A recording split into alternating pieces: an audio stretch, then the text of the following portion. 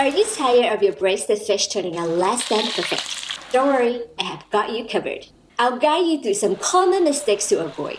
All you need is 25 minutes and you will be sure to impress all your friends and family this Chinese New Year. We are using a whole white bass today. You could also use other types of whole fish. The head and tail symbolize the abundance from the beginning to the end of the new year. If you like to have more good luck, make sure to get a whole fish. Begin by using paper towels to wipe dry the fish. Avoid not drying out the liquid, otherwise the fish could turn out very fishy. Make 5 cuts into each side of the fish without cutting off the flesh. It allows the flavors to go in faster and speeds up the cooking process. Next, in the bowl, we're going to place the fish inside. Then add the ginger, scallions, rice wine, and salt. Mix everything together. Marinate for 5 minutes. It helps to remove the fishy taste, so don't skip this step. After the marination, remove the ginger and scallions. Lightly dust the fish with a thin layer of cornstarch. You could also replace it with other types of starch. Without this step, your fish could easily break apart during the cooking process. In a bowl, combine the soy sauce, dark soy sauce, Chinkiang vinegar, sugar, and white pepper. Whisk. In a wok over medium heat, add the oil. Carefully place the fish inside and pan fry until golden brown on both sides for about 3 minutes.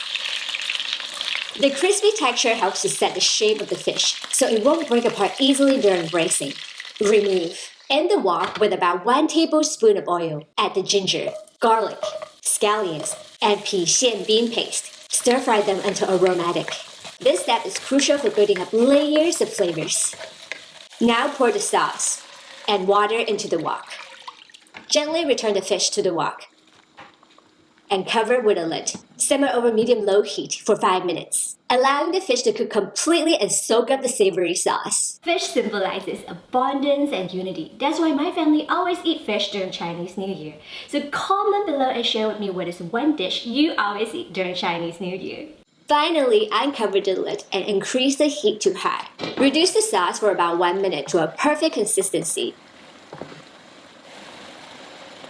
Garnish it with red finger hot pepper and scallions.